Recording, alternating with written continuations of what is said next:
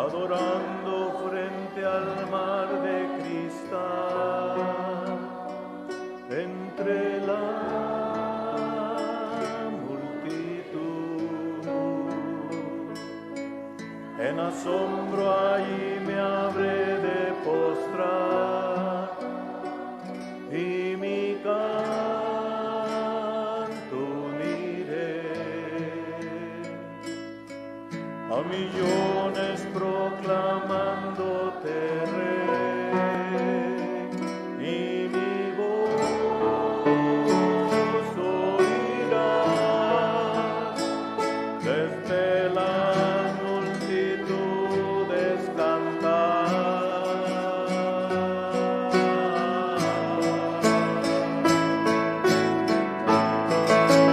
Digno es el Cordero de Dios, el que fue inmolado en la cruz, digno de la honra y el poder, la sabiduría suya es, y al que está en el trono sea el honor. Santo, santo, santo es el Señor, reina por los siglos con poder. Todo lo que existe por Él, todo lo que existe por Él.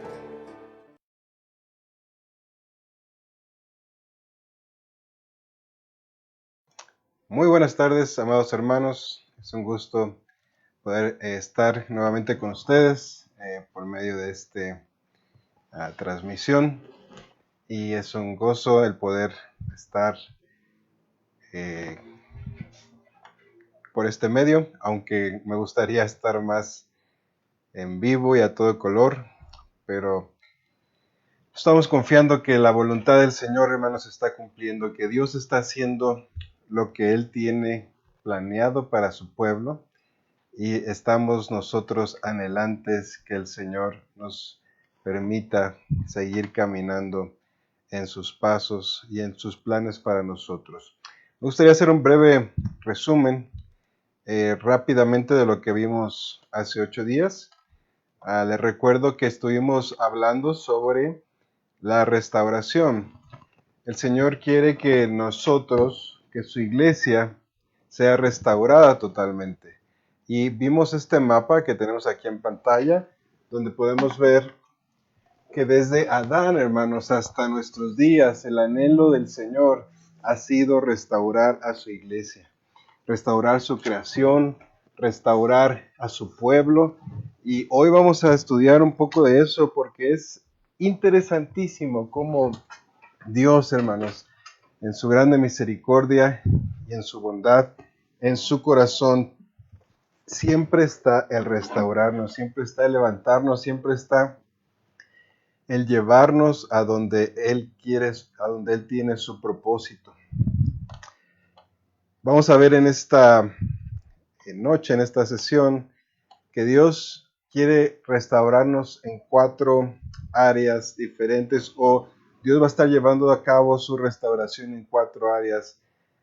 Y estas son la restauración del hombre, la restauración de la nación de Israel, la restauración de la iglesia y la restauración de su creación. Vamos a estar viendo estas 4 partes, si lo puedo llamar así, dentro del estudio de este día.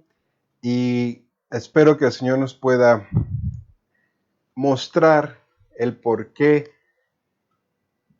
Él tiene estos 4 planes, si lo puedo llamar así, dentro de su grandiosa omnisciencia.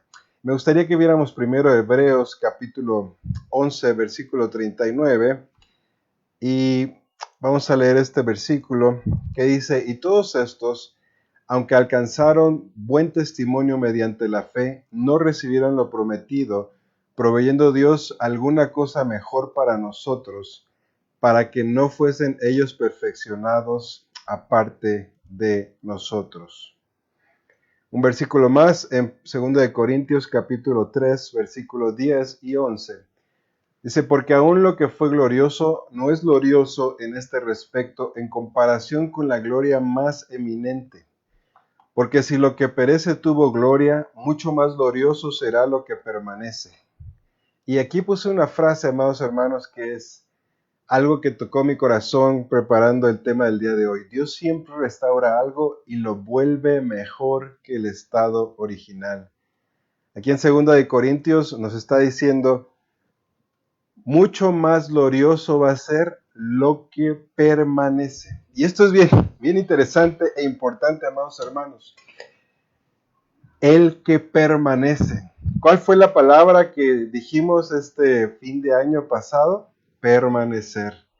Para que nosotros podamos ser restaurados y veamos la gloria de Dios en nuestras vidas, tenemos que permanecer.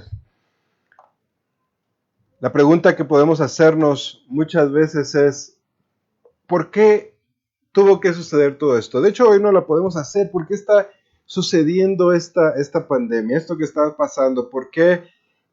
Como pastor, y yo estoy seguro que a ustedes también les han hecho esta pregunta muchas veces, ¿por qué sufren los niños? ¿Por qué las guerras? ¿Por qué hay hambre? Si Dios es un Dios de amor, de misericordia, ¿por qué sucede todo esto? Y la respuesta a eso la podemos ver ampliamente en otra ocasión, pero lo que quiero mostrarles es que Dios es un Dios de amor, es un Dios que tiene un plan y tenía un plan para con la creación también. Me gustaría que leamos Génesis capítulo 1, versículo 26 al 27, que van a ver ustedes ahí en pantalla. Y nos dice, entonces dijo Dios, hagamos al hombre a nuestra imagen conforme a nuestra semejanza, y señoré en los peces del mar, en las aves de los cielos, en las bestias, en toda la tierra, y en todo animal que se arrastra sobre la tierra, y creó Dios a su imagen, a imagen de Dios lo creó, varón y hembra los creó. Hermanos, Dios que creó al hombre, y dice aquí que lo creó conforme a su imagen y semejanza. ¿Y cuál era el plan de Dios, amados hermanos? El plan de Dios no era dejar al hombre siempre ahí en el huerto, sin que nada le sucediera, sin que nada le tocara. De hecho, estaba leyendo un artículo hoy sobre algunos papás que están poniendo en burbujas a sus hijos y tal vez les hacen un daño porque no dejan que los toque la tierra, que los toque el aire, que no les vaya a pasar algo y están causando hijos muy frágiles. Miren, Dios creó a Adán, pero el propósito no era que Adán viviera siempre en la inocencia, hermanos. Adán tenía que ser probado. El primer Adán fue inocente, pero el segundo Adán fue santo. Y que quiero resaltar algo aquí, la inocencia debe ser probada para alcanzar la santidad. Adán tenía que ser probado y de hecho fue probado, pero falló y no alcanzó la santidad. Escogió a Eva antes que a Dios. Pero el Señor nos da una gran esperanza, hermanos, porque nosotros vamos a ser como el postrer Adán. Es la palabra o la esperanza que tenemos. Y me gustaría leer aquí en Hebreos capítulo 4, versículo 15. Dice, porque no tenemos un sumo sacerdote que no pueda compadecerse de nuestras debilidades, sino uno que fue tentado en todo según nuestra semejanza, pero sin pecado. Dios siempre nos va a restaurar a un nivel mayor que el original. El hombre no será restaurado a como era Adán, sino el hombre va a ser restaurado a como era el Señor Jesucristo, amado. Me gustaría leer de una vez Romanos capítulo 8, versículo 29, que dice, porque a los que antes conoció, a estos también predestinó para que fuesen hechos conforme a la imagen de su Hijo. Fíjense que no dice conforme a Adán, dice conforme a la imagen de su Hijo, para que Él sea primogénito entre muchos hermanos. Y a los que predestinó, estos también llamó, y a los que llamó, estos también justificó, y a los que justificó, a estos también glorificó. Hermanos, aquí estos versículos nos dan esa esperanza, que la restauración de nosotros, los hijos de Dios, no va a ser como Adán, no va a ser como en el huerto del Edén, sino va a ser como su Hijo Jesucristo. Y dígame si sí o no, el Señor Jesús es mucho mayor que Adán.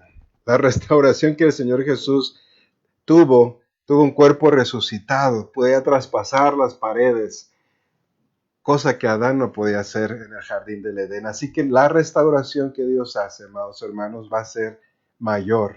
Cuando Dios restaura algo, lo hace mayor. Recuerdo mucho la vida de Job.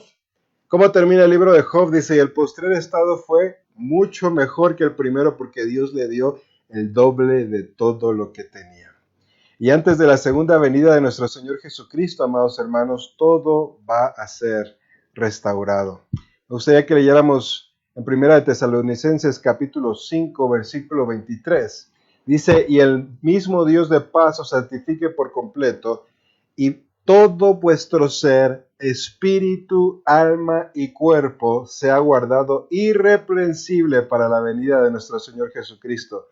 ¿Qué va a ser guardado irreprensible? Todo vuestro ser, espíritu, alma y cuerpo. Fíjense que dice 1 Corintios capítulo 15. Voy a ponerlo ahí en pantalla y me voy a quitar para que lo podamos ver completo.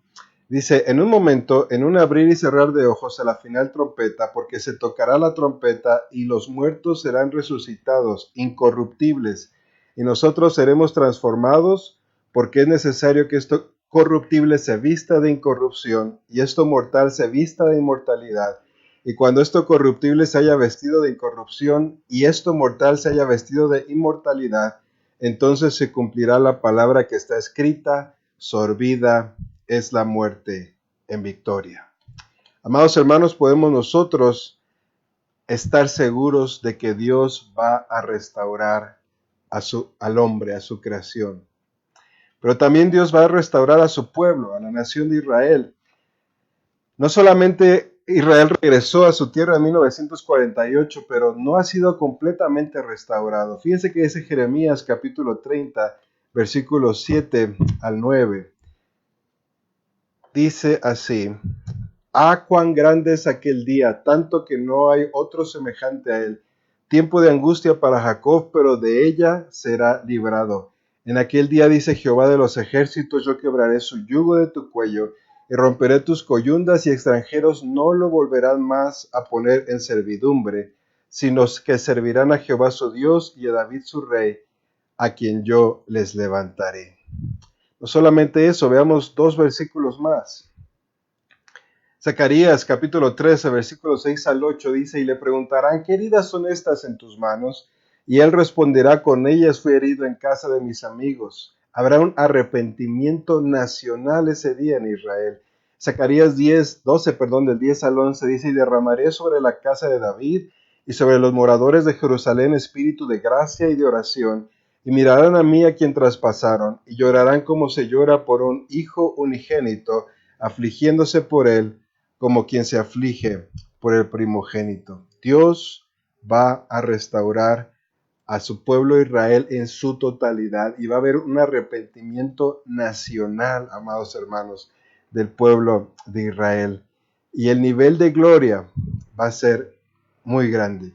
Y Dios también va a restaurar a su iglesia. Hace 8 días vimos cómo Dios empezó a restaurar a su iglesia. En efecto, la gloria de la iglesia primera fue grande, pero después del emperador Constantino, cuando fusionó la iglesia con el Estado romano, entró el oscurantismo y no fue hasta Martín Lutero por ahí del año 1500, que acabamos de celebrar los 500 años hace poco de eso, cuando Dios empezó a restaurar a su iglesia. ¿Y cómo Dios va a restaurar a su iglesia, hermanos? Fíjense que en Efesios capítulo 5, versículos 25 al 27, vamos a encontrar cómo va a ser esto. Dice, maridos, amad a vuestras mujeres, Efesios 5, 27, así como Cristo amó a la iglesia y se entregó a sí mismo por ella, para santificarla, habiéndola purificado en el lavamiento del agua por la palabra, a fin de presentársela a sí mismo una iglesia gloriosa, que no tuviese mancha, ni arruga, ni cosa semejante, sino que fuese santa y sin mancha. Hermanos, ¿cómo va a ser la iglesia por la cual el Señor Jesús va a venir? Una iglesia gloriosa, sin mancha ni arruga. Déjeme decirle algo, este nivel de gloria, de pureza, de unidad, de santidad, de perfección, no la alcanzó la iglesia primitiva, pero está prometido, hermanos, para nosotros, para la iglesia que va a alcanzar los últimos días, el avivamiento que viene. Y por eso el Señor Jesús nos dijo que Él iba a hacer cosas más grandes. En Juan 14, versículo 12, dice, de cierto os digo, el que a mí cree, las obras que yo hago, él las hará también, y aún mayores hará, porque yo voy al Padre. La iglesia de los últimos días va a hacer cosas más grandes, porque Dios lo prometió. Él viene por una iglesia sin mancha, sin arruga, con unidad, con perfección, y eso me llena a mí de gozo, de alegría, porque Dios va a restaurar a su pueblo, hermanos. Dios también va a restaurar a su creación. Al día de hoy leí un artículo que dice que más o menos 10 especies entre flora y fauna se extinguen por día. Esto nos habla de que 350 especies al año, ya sea de flora o fauna, se extinguen, hermanos. Pero ¿sabes qué? Dios ha prometido restaurar a su creación. En Romanos capítulo 8, versículo 19, podemos leer lo siguiente. Porque el anhelo ardiente de la creación es aguardar la manifestación de los hijos de Dios. Hermanos, la creación está esperando que la iglesia y que los hijos de Dios tomen su lugar y su posición para que pueda ser restaurada. En Joel capítulo 2, versículo 21 dice, tierra no temas, alégrate y gózate, porque Jehová hará grandes cosas. Animales del campo no temáis, porque los pastos del desierto reverdecerán, porque los árboles llevarán su fruto, la higuera y la vid darán sus frutos. Veamos un versículo más, Isaías 11:66, y esto ya va a ser en el milenio. Fíjense cómo la creación va a ser restaurada. Morará el lobo con el cordero y el leopardo con el cabrito se acostará. El becerro y el león y la bestia doméstica andarán juntos y un niño los pastoreará. La vaca y la osa pacerán sus crías, se echarán juntas. Y el león como el buey comerá paja. Y el niño de pecho jugará sobre la cueva del áspid. Y el recién destetado extenderá su mano sobre la caverna de la víbora. No harán mal ni dañarán en todo mi santo monte, porque la tierra será llena del conocimiento de la gloria de Jehová, como las aguas cubren la mar. Qué glorioso, amados hermanos. Eso va a regresar, la restauración aún de esta creación. Si tú eres restaurado y llegas al milenio, la vas a poder ver. A mí me encantaría jugar con algunos, a mí me encantan los animales, y no me quiero perder la oportunidad de jugar con algunos de ellos, así que yo quiero estar también ahí en el milenio, hermanos. Por si no me creen, Isaías 65:25 dice, el lobo y el cordero serán apacentados juntos, y el león comerá paja como el buey, y el polvo será alimento de la serpiente. No afligirán ni harán mal en todo mi santo monte, dijo Jehová. Y hermanos, esto que escribí aquí, restaurar la tierra, no es algo nuevo para el Señor. Si leemos en Génesis capítulo 1, versículo 1 y 2, dice, en el principio creó Dios los cielos y la tierra. Y aquí entre el versículo 1 y el versículo 2 hay un lapso de tiempo tal vez de miles de años. No estoy seguro cuánto sea el tiempo, pero cuando llegue al cielo se lo preguntaré al Señor y se los voy a compartir. Pero ven el versículo 2, y la tierra estaba desordenada y vacía, y las tinieblas estaban sobre la faz del abismo, y el Espíritu de Dios se movía sobre la faz de las aguas. Hermanos, Dios ya sabe cómo restaurar las cosas. Él restauró esta tierra en la cual vivimos hoy, y la va a restaurar otra vez en el milenio. En Isaías capítulo 65, versículo 25, por si alguien todavía tenía dudas, nos recuerda que el lobo y el cordero se van a apacentar juntos y los niños van a poder estar con ellos. Dios va a restaurar a su creación. Esta creación que estuvo antes de nosotros, que la conocemos como la creación preadámica, y de hecho muchos de los fósiles que han encontrado son de esta época.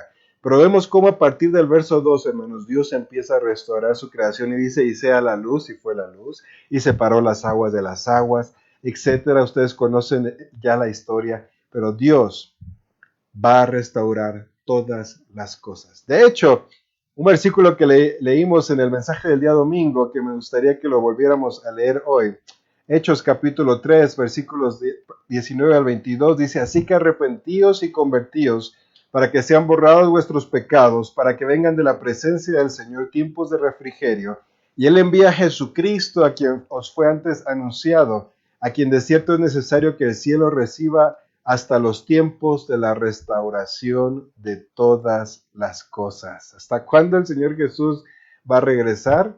Hasta que todas las cosas sean restauradas. que habló por Dios por boca de sus santos profetas que han sido desde tiempo antiguo. Dios va a restaurar todas las cosas. Restauración viene de un vocablo latino que se utiliza para denominar la acción y efecto de reparar, recuperar, recobrar o volver a poner algo en el estado original.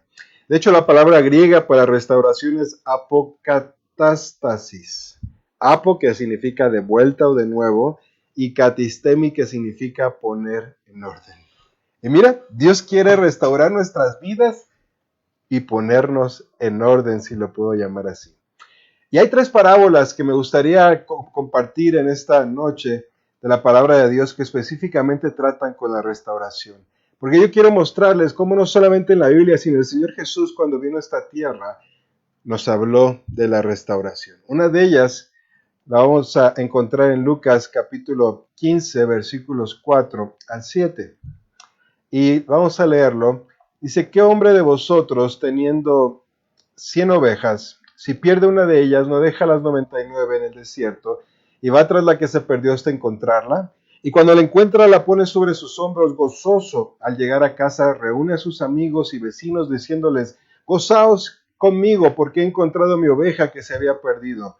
Os digo que así habrá más gozo en el cielo por un pecador que se arrepiente que por 99 justos que no necesitan de arrepentimiento. Aquí encontramos la parábola de la oveja perdida, hermanos. Y nosotros somos comparados con ovejas. En el libro de Isaías, capítulo 53, 6, dice que todos nos descarriamos como ovejas. Cada cual se apartó por su camino, mas Jehová cargó en él el pecado de todos nosotros. Y en esta parábola tenemos el pensamiento de estar perdidos por ignorancia. Miren, las ovejas son un poco despistadas. Si ustedes ven a un pastor en lo natural, en el campo, con sus ovejas, pues las tiene que estar cuidando, que no se vayan. Hoy que anduve de viaje, vi cómo las cuidaba que no se subieran a la carretera. Una oveja a menudo se aparta del camino por causa de la ignorancia y sin darse cuenta que debe de seguir al pastor. Así a veces nos pasa a nosotros. A veces nos podemos perder porque no sabemos cómo seguir, no sabemos cuál es el camino, no sabemos cómo continuar.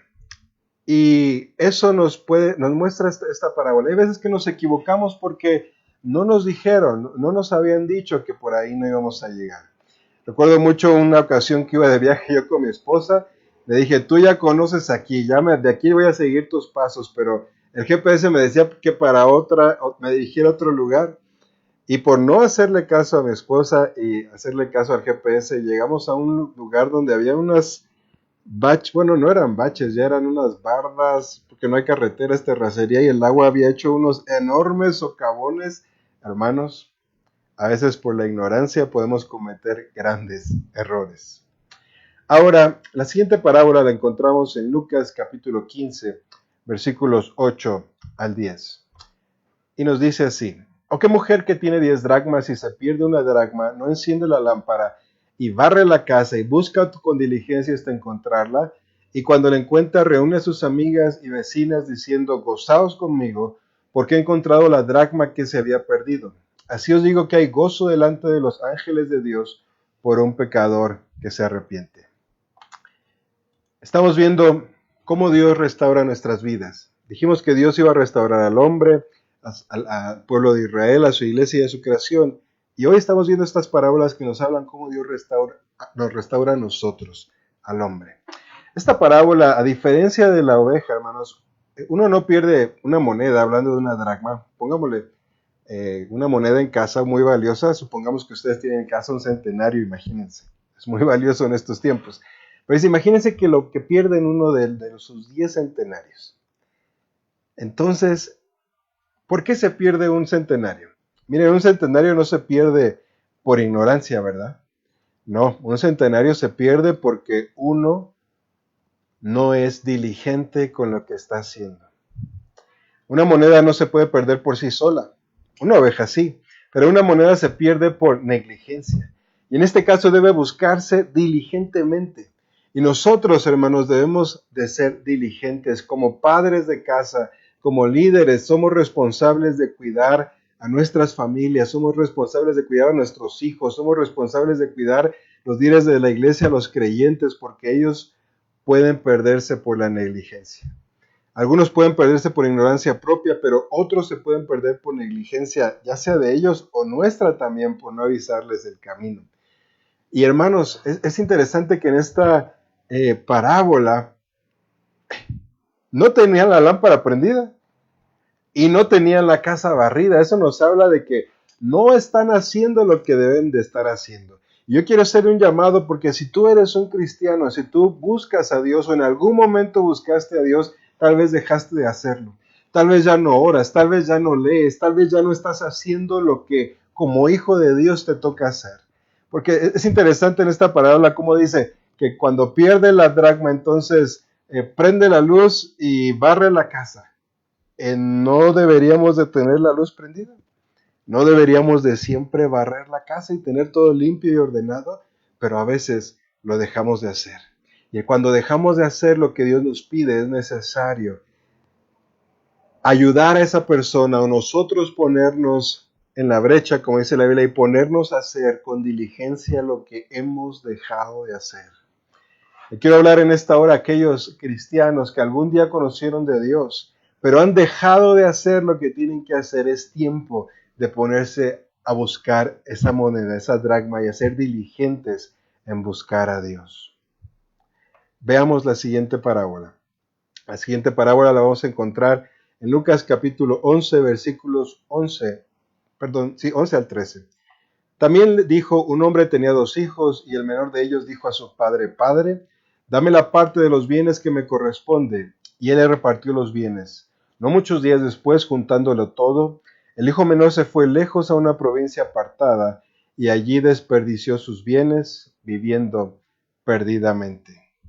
En este caso es la parábola que la conocemos como el hijo pródigo, que yo siempre he dicho que le deberíamos de cambiar el título a esa parábola y llamarle el corazón del padre.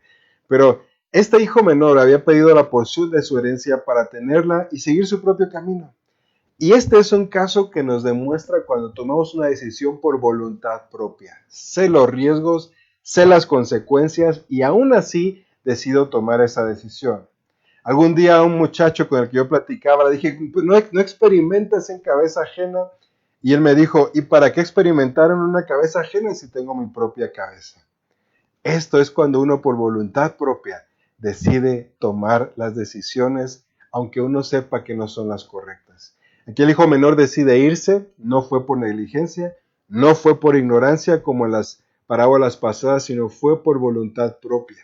Él determinó dejar la casa de su padre, y hay personas en la iglesia, jóvenes, hijos, ancianos, que también a veces deciden abandonar los caminos de Dios o abandonar la casa donde viven o las reglas de la casa, y voluntariamente determinan en su mente que se van a ir. Y no hay nada que podamos decirles para detenerlos. Al igual, hermanos, que con las 2 parábolas anteriores, solamente por la misericordia de Dios puede ser restaurado alguien que voluntariamente se fue y obtiene el título de descarriado. A estos son los que conocemos como descarriados. Me gustaría que continuáramos con la lectura. Dice, y cuando lo hubo malgastado todo, Lucas 15:14, vino una gran hambre en aquella provincia y comenzó a faltarle, y fue y se arrimó a uno de los ciudadanos de aquella tierra, el cual le envió a su hacienda para que apacentase cerdos.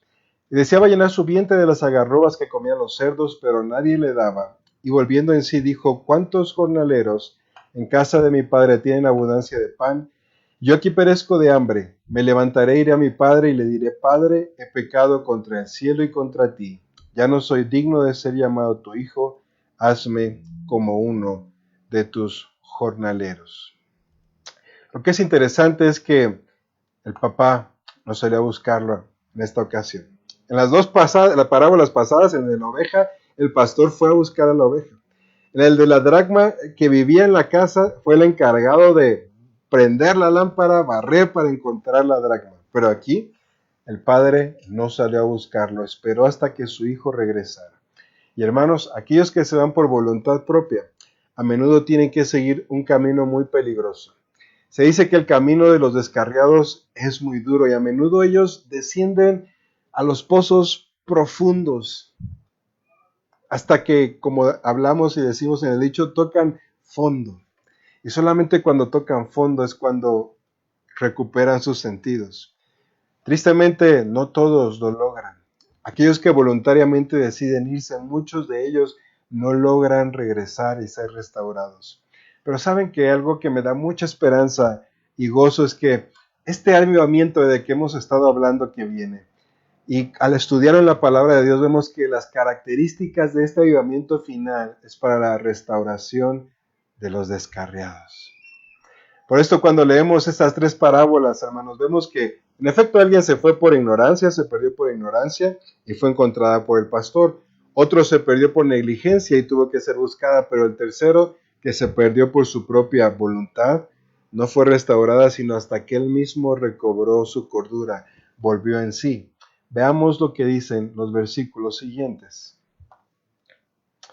Dice, y levantándose vino a su padre, y cuando aún estaba lejos lo vio su padre, y fue movido a misericordia, y corrió y se echó sobre su cuello, y le besó, y el hijo le dijo, Padre, he pecado contra el cielo y contra ti, ya no soy digno de ser llamado tu hijo. Pero el padre dijo a su siervo, sacad el mejor vestido y vestidle, y poned un anillo en su mano y calzado en sus pies, y traed el becerro gordo y matadlo, y comamos y hagamos fiesta, porque mi hijo muerto era, ha revivido, se había perdido y es hallado.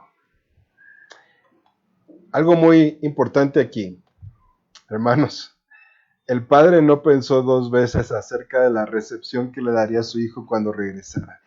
Él preparó una maravillosa fiesta y recibió en casa a su hijo pródigo con los brazos abiertos. Sin embargo, el hermano mayor estaba furioso, porque mientras él había sido fiel, su hermano, se había quedado con su papá, su hermano había despilfarrado su parte.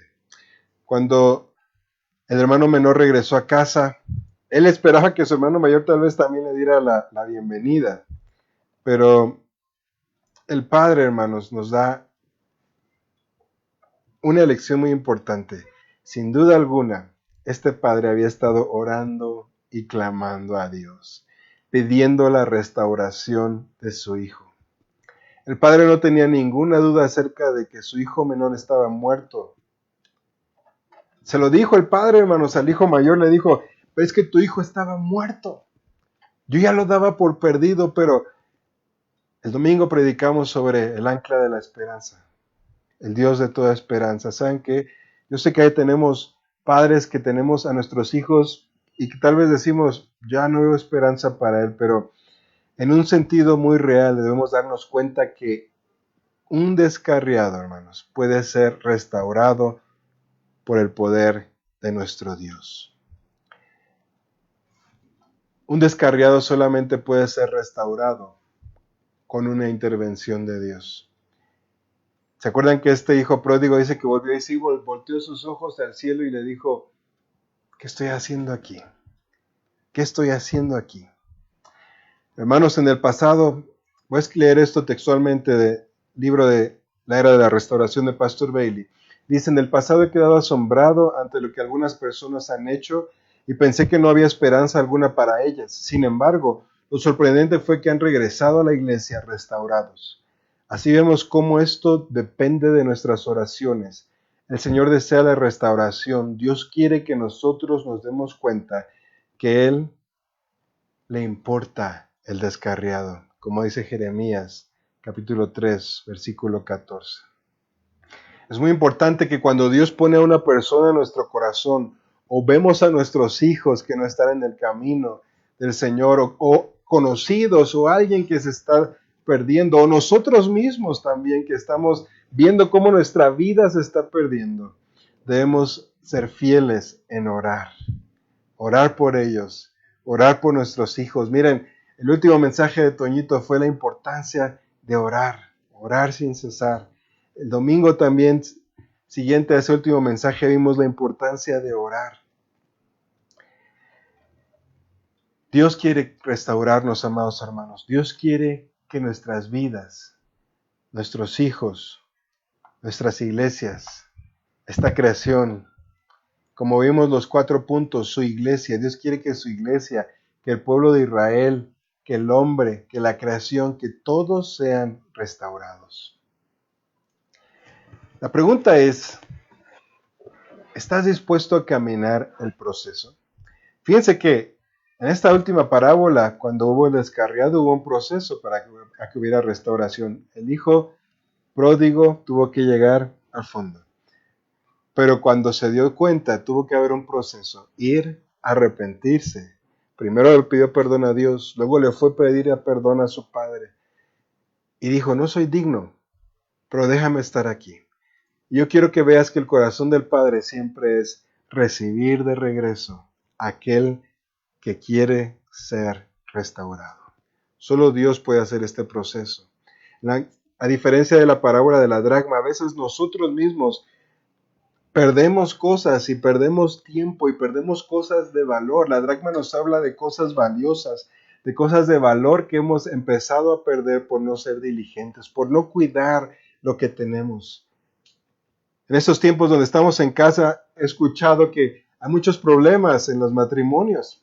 Está empezando a crecer la violencia familiar. ¿Saben por qué es? Porque no hemos cuidado y puesto diligencia en nuestra casa. No prendemos la luz para darnos cuenta de la realidad en la que estamos viviendo. No prendemos la luz de la palabra para darnos cuenta que nos tenemos que guiar por lo que Dios dice. Y como leímos en Efesios, maridos que amen a sus esposas y esposas, que ustedes entiendan lo que la palabra de Dios también dice con respecto a ustedes, hijos, que obedezcan a sus padres. El domingo dijimos que lámpara es a nuestros pies la palabra del Señor y lumbrera nuestro camino, pero por no dejarnos guiar por lo que Dios nos dice, hemos perdido cosas valiosas. Y sí, algunos tal vez por ignorancia también, como la primera parábola, hemos perdido ciertas cosas. He escuchado a algunos que me dicen, pastor, es que ese era el trabajo de mi vida y lo dejé ir. O es que esa era la mujer de mi vida, me tocó uno y la dejé ir. Pero yo quiero decirte algo. Aunque hayas perdido algo por ignorancia, si estás dispuesto a caminar el proceso de la restauración que vamos a estar estudiando en las próximas sesiones, Dios te puede restaurar. Y la gloria postrera, dice la palabra, es mayor que la primera. Dios te va a regresar a un nivel mayor. Les puedo dar muchos ejemplos en la escritura. Hablé de Job, pero déjenme hablarles de José. José era consentido de papá. José era el consentido de casa. Y después es vendido por sus hermanos, es llevado, vendido esclavo a Egipto. Después de Egipto, por falso testimonio, termina en la cárcel. Pero él estuvo dispuesto a pasar por el proceso de restauración. ¿Y sabes dónde terminó? Mejor de como estaba antes. Ya no solamente era el consentido de papá, ahora fue el consentido del rey más poderoso en aquel entonces, de Faraón. Y tuvo la capacidad no solamente de salvar a una nación, sino de salvar también a su familia. Dios restaura las cosas a un nivel mayor y eso nos debe de dar esperanza. Eso nos debe dar ánimos.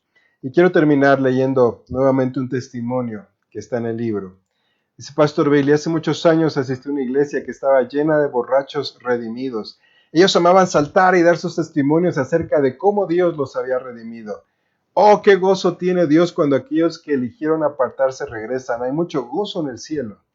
Pero hubo una persona en esa misma iglesia que se levantó a dar su testimonio después que los otros pasaron y dijo, mi testimonio es mayor que el de todos ustedes, porque Él me ha preservado de caer en el alcoholismo.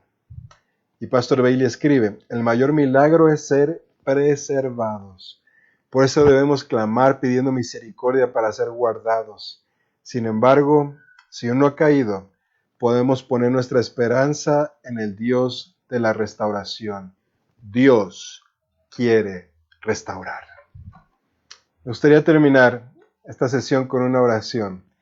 Y si alguien de los que está escuchando esto necesita restauración, ¿por qué no le pides? Me acompañas y le pides a Dios, Dios, yo necesito restauración. Tal vez yo soy ese hijo pródigo, O yo soy eso que ha dejado perder cosas valiosas por no poner atención. O tal vez por ignorancia me he perdido. No lo sé, pero lo que sí sé es que necesito restauración.